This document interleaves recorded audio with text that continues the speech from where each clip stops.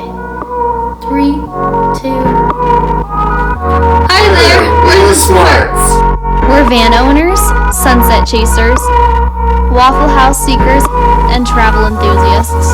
Our story began in Thailand and has since taken us across the world, connecting with people everywhere. We seek adventure because it brings us happiness. At the core of it all, if you aren't happy, are you actually living? Join us for weekly adventure challenges, travel tips, videos guaranteed to make you smile, and moments we treasure. We hope that by sharing our adventures with you, it inspires you to do the same. Make sure to follow along, subscribe, like this video, and catch us on Instagram. Okay. Hey there, welcome to our vlog. Today we're going to talk all about our experience driving across the country and kind of like the last final days of building out our van and yeah, just how it went. So we're going to start from like 2 days before we left. So we bought the van Like June?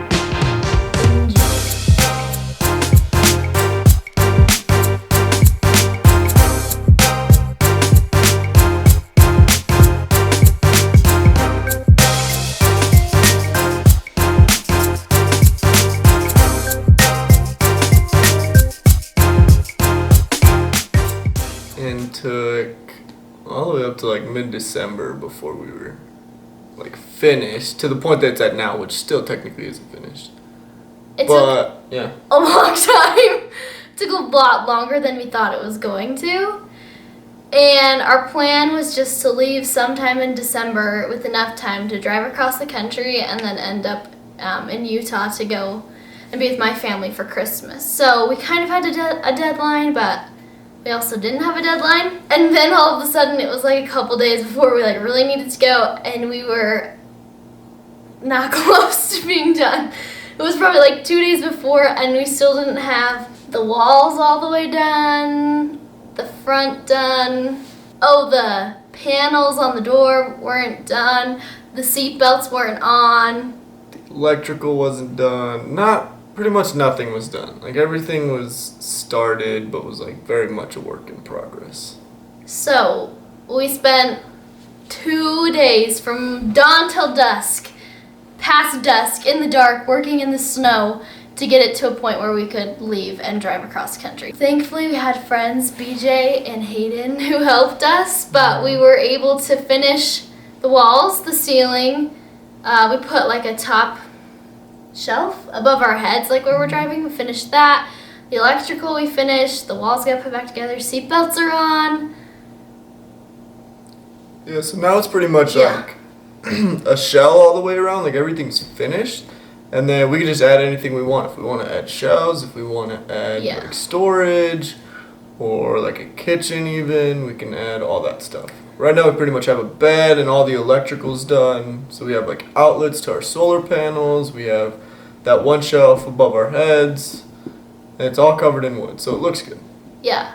We just have to put like the details in now. I'd say like the finesse part of it. So that's where we were, and that's where we were at when we left. So we put a mattress in, and we had bought everything to build out cupboards and a kitchen. We had a sink, we had a fridge, like everything we had. I bought everything to finish it, but we ran out of time. So the last day we went and returned everything, and then the morning we left, Bay went to Home Depot like 6 in the morning, right when they opened, and returned the rest of the wood because we just bought everything to finish. And I packed all of our stuff because not only did we travel across the country, we moved across the country, and then we just loaded the van with our stuff. So it didn't really look like we were living in a van. It was like all of our stuff was in a van and a bed and 2 seats. It's like a U-Haul. Pretty much. It's like our homemade U-Haul. Yeah, and we had bikes off the back on our bike rack. And yeah, we left Michigan early. Well, not that early, like 11 in the morning. Oh yeah. It was like pouring down rain all morning. So we're like trying to take all of our blankets and our clothes, everything we own. It's like pouring down rain. And we were staying with my family, and my family was super helpful getting it all done, but it was just like pouring rain. It was starting to get cold, so it was like a snow-rain mix. It was yucky. And we accidentally drilled nails in the ceiling too far, and they like protruded to the outside. So there were small leaks through the ceiling as we left. So like I fell asleep at one point and woke up and like my whole leg was wet from the water dripping down the side of the van. So it was a little rocky start, but we got going. We did it. Mm-hmm. So we drove from Michigan all the way to like right outside of Atlanta to visit my family. So my cousins and aunt and uncle. Honestly, it's such a pretty drive, like through the Smoky Mountains, but we left at such a bad time that we drove through it in complete darkness. And we were just thinking, like, well, we have Planet Fitness memberships, so we'll just stop at a Planet Fitness and sleep for the night and then wake up and finish the drive to get to my aunt's house. And then we were like, nah, it's only a couple more hours to drive the whole time. It's dark anyway. So we got to Atlanta at probably midnight? Easily. And it was the scariest place I've ever been. Yeah, it seemed sketchy. We like pulled into Planet Fitness parking lot where we were gonna sleep, and there was like cops flying around. There was cars like broken down all over the place. Like there was car accidents. We're like, what is this place? So like maybe we'll just go to your aunt's house. So we just drove there, and we actually ended up sleeping in the van in her driveway because we didn't get there till like the middle of the night, and they didn't plan on us being there. So we like didn't want to wake them up. So we just slept in the van in their driveway. Yeah. But I mean, it went well. Yeah. She woke us up in the morning. Came out. It was perfect. So then we spent a couple days, like two days in Georgia with my family, and we just hung out with them, which was really fun. And then we left their house and we drove across the bottom of the states. Good morning, everyone. We're heading to Waffle House. Yes. That's all Bay's ever wanted. So we're gonna hit up Waffle House this morning, and then we're going to New Orleans. Question, is it? New Orleans. Nola. Doesn't matter. What's the difference? Nola? No, New Orleans. New Orleans? New Orleans? I think it's New Orleans, but people from New Orleans say New Orleans. New Orleans. We're just leaving Georgia. We're off.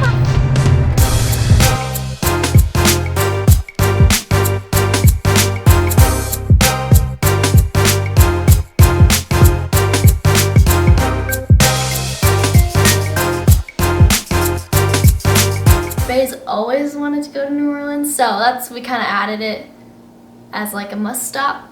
And it was so cool. It was such a cool place. We definitely want to go back and spend time, but it was so scary. Yeah, it was a lot of fun, but because of COVID, everything's kind of shut down. Like all the kind of like the spontaneousness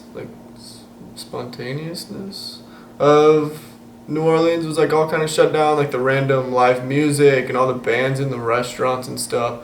They weren't playing or anything, so it was all just like the really organized like tours, and then the restaurants were still open for food, but there was no like live music. There's no like parties outside like they usually have. It was just quiet. Talking to like the locals there, they said that it's just dead, and it seemed that way when we were there. It was quiet, like the streets were quiet. It was a little eerie to me, but we were like driving there, and I was like, well, our plan was to just find somewhere to sleep near there, just park the van and stay there. And so I was looking up things to do, and I literally just Googled things to do in New Orleans, and the first thing that popped up was a ghost, vampire, witches, and voodoo tour. And they had like a tour that evening, and I was like, okay, sure, we'll sign that. So we like walked around New Orleans for a little bit, just like in the square, what is it called? The French Quarter. French Quarter. Until our tour started, and it was like meet at the corner of whatever the two roads were. Mm-hmm. So we're like walking around, and then we see this guy in a top hat and red and black striped pants and like what is that kind of coat where it's like to here and then goes long in the back? Mm-hmm. One of those kinds of coats. And that was our tour guide, and it was sweet. So I think it was 2 hours long or something, and he takes you around the French Quarter, telling you like murder stories and ghost stories, like in the buildings and on the streets of where they occurred. And he tells you to like keep your camera out so that if you can catch ghosts on camera. And as we're going, he's like stopping. He's like, okay, this is a picture somebody on my tour took, and you can see a ghost in the picture. And I was really convinced that we were gonna see ghosts, but we didn't. I'm convinced ghosts live there. Like, it's a weird city. If you've never been, obviously we weren't there that long, but it is bizarre. Like the history there, I think that's what it is the history. And the history's true, and so it's just like, what kind of place is this, maybe? Yeah. The stories all definitely, like, fit together. And the tour was kind of like a history lesson, too, because you go around to all, like, the important buildings and the historical buildings, too, and he explains, like, what they are and why they're there. And then he gets into the funky stuff and, like, the voodoo stories and whatever else was going on from back in the day, but some of the stuff was like recent too, like some of the stories. There's this one story, like right across from one of the parks in the French Quarter where they used to do like hangings back in the day. And there's a restaurant on the corner that opened, and every night a glass would fly off the shelf, and so they like brought in a priest to cast it out, like if a ghost was there.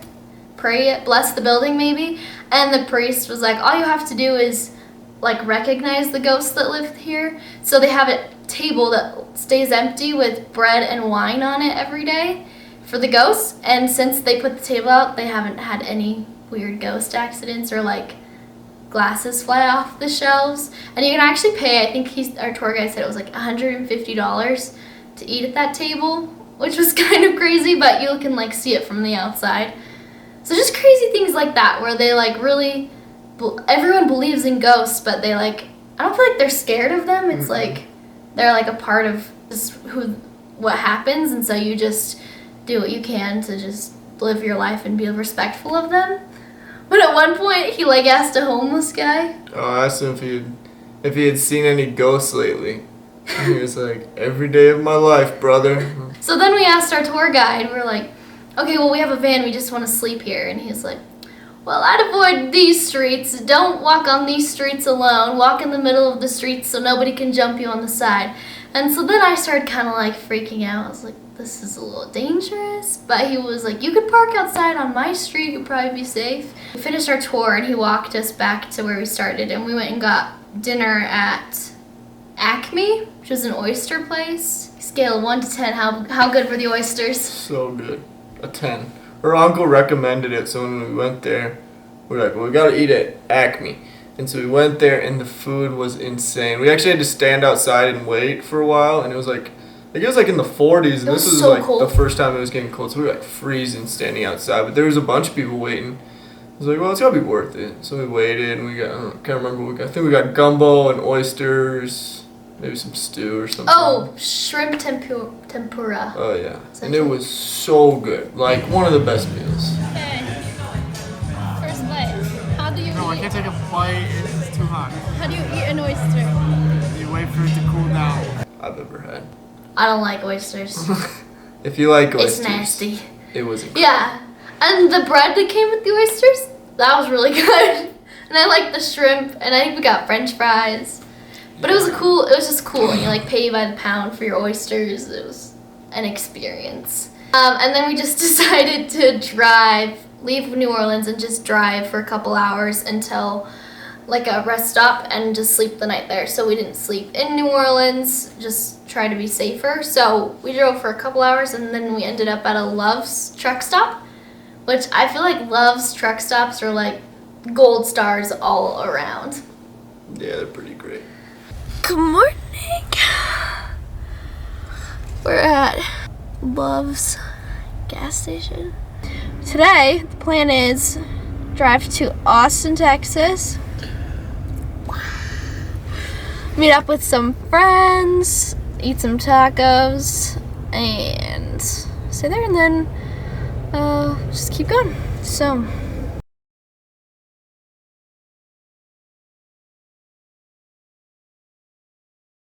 We had a lot of fun. We went on a little hike with Christopher and Mew. And like you could look at Austin, that was really pretty. And Christopher took us to a lot of really good restaurants. Yeah, we ate so good in Austin. Hey guys. This is... I'm so distracted. I look so cute. Buddy, we are here at... Where are we, everybody? Texas. No! What restaurant? The County Line. The County Line. County Line. Barbecue. Barbecue. We're here to eat some Texas barbecue.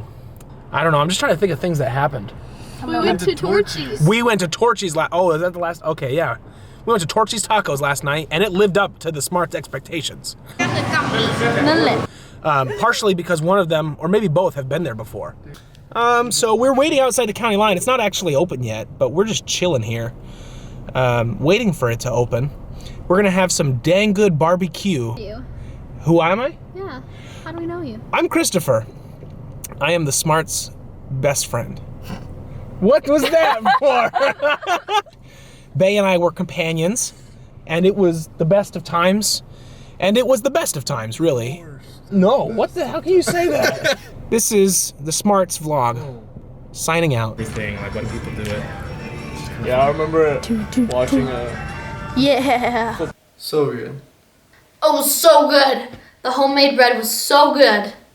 Yeah, it was all just phenomenal. And then we went to this steakhouse for dinner the one night, and it was incredible.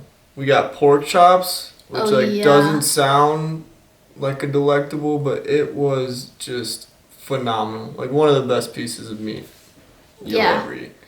I think it's called Perry's Chop House or Perry's Steakhouse or something right there, like downtown Austin. And it was so good. And they like brought it out to each of you and cut up the meat right in front of you, served it with the applesauce and whatever else we got. But the food in Austin was awesome. Yeah. Good morning from Arizona. We're alive and well, so we're literally crossing in Arizona. Look. Here we are. So it was actually really fun. We went to the South Rim and walked around there. The Grand Canyon is amazing. Like unreal. It looks painted. I feel like that might be it. Yeah.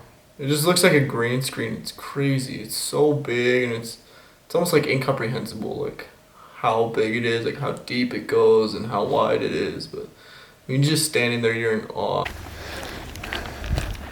Okay, bae. You've never seen the Grand Canyon before. And it wasn't super busy. It was nice. We were there. It wasn't super busy because it's like winter, you know. And so that was kind of nice because we kind of got to go wherever. And we spent the night there. Like we camped in the van and they got really chilly at night there. But the stars were incredible. Like the sky was so dark. It was you could see so cool. Everything. That was nice. Yeah. We went out back to like the rim walk once it got dark. And we were the only people out there, surprisingly. And you could just sit and watch the stars. There were so many stars. It was so cool. It was cool. Yeah, because we watched the sunset. Yeah. And then we went and got dinner and came back when it was like dark so we could just like go stargazing. And then we woke up super early to go watch the sunrise out there too. And it wasn't that busy. Like the sunset was the busiest point, but like for sunrise there wasn't many people. Yeah. Stayed out there till we got too cold and then hit the road again.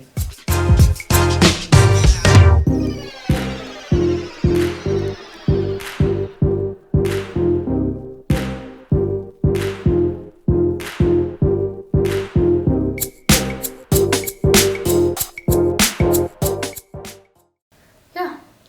And then we went from Arizona to Utah, but we stopped at Horseshoe Bend. It is one of those places that if you're somewhere out there, it's worth stopping. It's a really short hike, and it is so pretty. Yeah, that place is awesome too. You could like, when we were there, you could see like some boats going around. I don't know if they were fishing or just going for a cruise, but That was fun. We actually saw a bunch of people there that we had seen at the Grand Canyon Oh yeah. the day before, which was kind of funny. So it was like, seemed like everyone in the area was hitting the like, Grand Canyon up to Horseshoe Bend. And then probably over to, you could go to Moab or you could go yeah. to Zion. Either way, you know, you're kind of in the middle.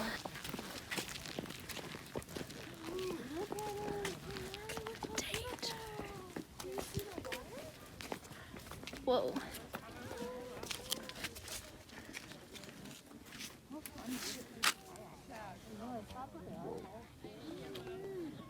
What do you think?